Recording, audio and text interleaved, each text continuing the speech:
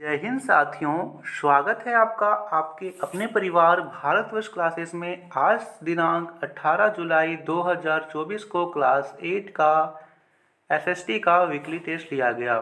इस वीडियो में एसएसटी का आंसर्स की देखने वाले हैं, तो वीडियो को लाइक कर दीजिए, शेयर कर दीजिए। यदि आपने अभी तक भारतवर्ष क्लासेस को सब्सक्राइब नहीं किया है तो सब्सक्राइब ज़रूर कीजिएगा। इस प्रकार की वीडियो आपको मिलती रहेगी। तो देखिए, पहला प्रश्न आपके सामने यहाँ दे रखा है। कुल 10 प्रश्न थे, यहाँ पे कुल 15 प्रश्न थे। 10 ऑब्जेक्टिव, 5 सब्जेक्टिव। गलत उत्तर के लिए कोई भी आपको नेगेटिव मार्किंग नहीं दिया जा गया था। तो पहला प्रश्न आपके सामने है, कहता है प्रत्येक वस्तु जिसका उपयोग मानव आवश्यकताओं को पूरा करने के लिए किया जाता है उसे क्या कहते हैं। आपके सामने 4 विकल्प थे: संसाधन, विकास, प्राकृतिक संसाधन या उपरोक्त सभी। तो देखिए बच्चा, आपने पढ़ा था संसाधन क्या है।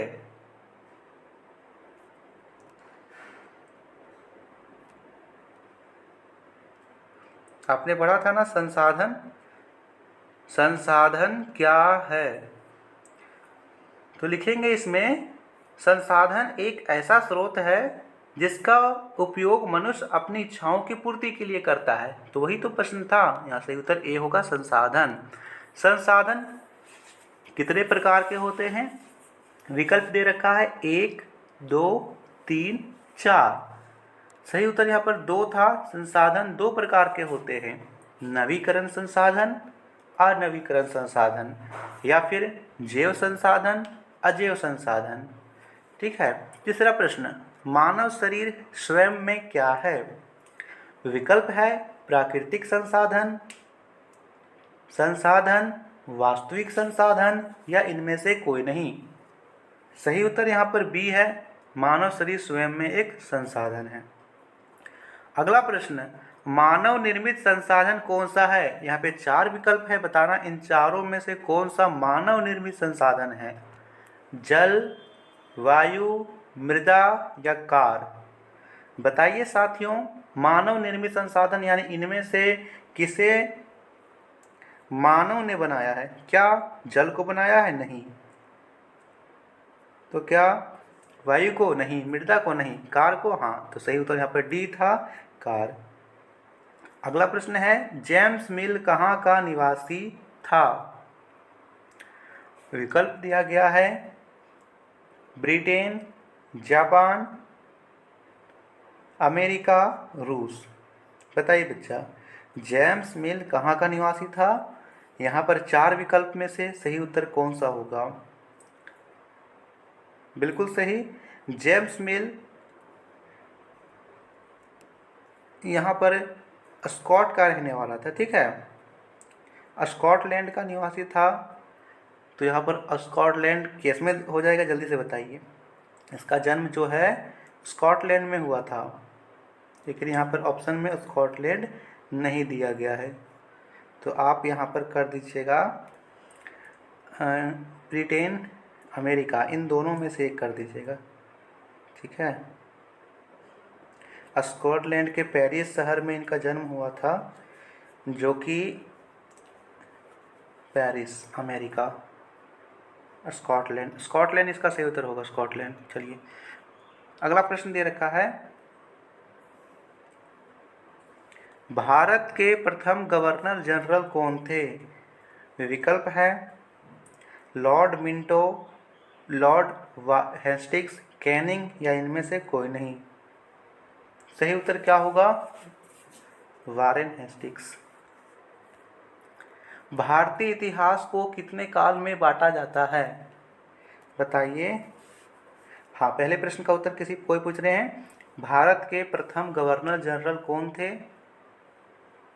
तो मैंने बता दिया है, यहाँ पर सही उत्तर वारेन हेस्टिंग्स होगा।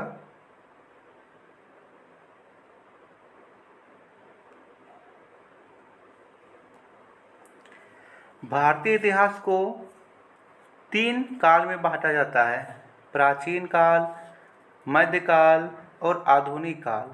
3 काल में भारतीय इतिहास काल को बांटा जाता है।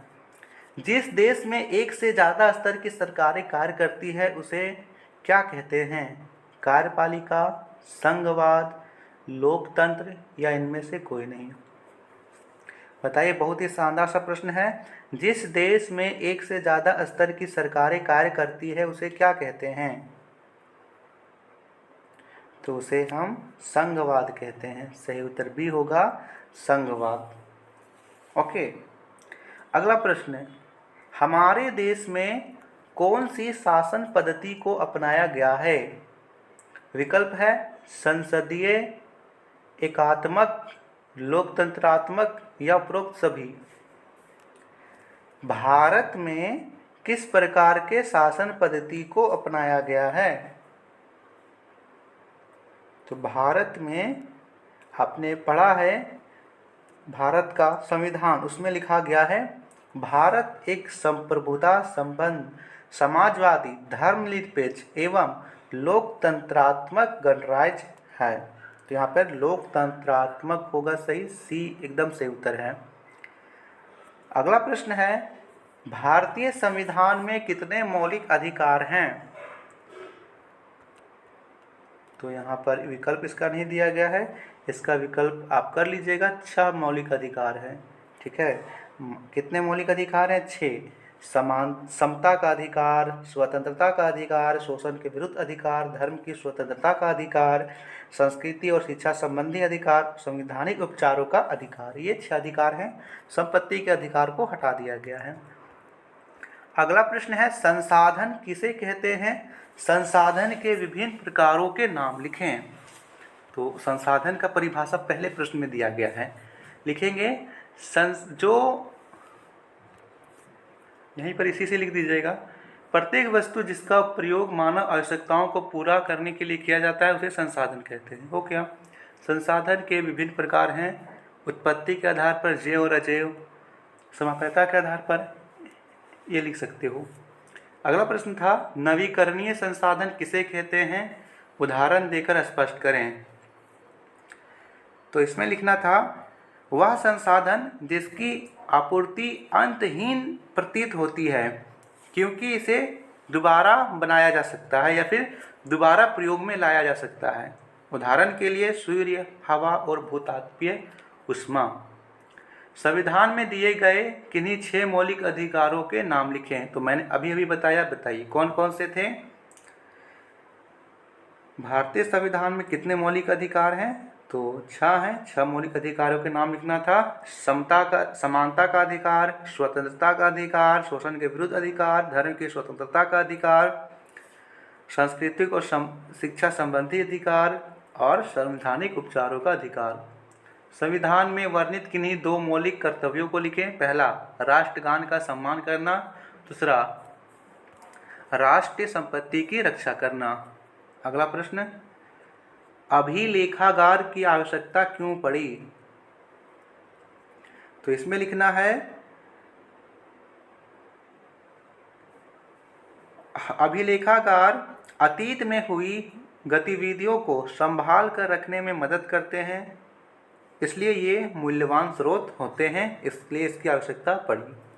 तो ये था वीकली टेस्ट में आए हुए क्वेश्चंस और उसका आंसर। वीडियो को लाइक कीजिएगा, शेयर कीजिएगा, साथ ही साथ शेयर यहाँ पर सब्सक्राइब भी कर लीजिएगा। धन्यवाद।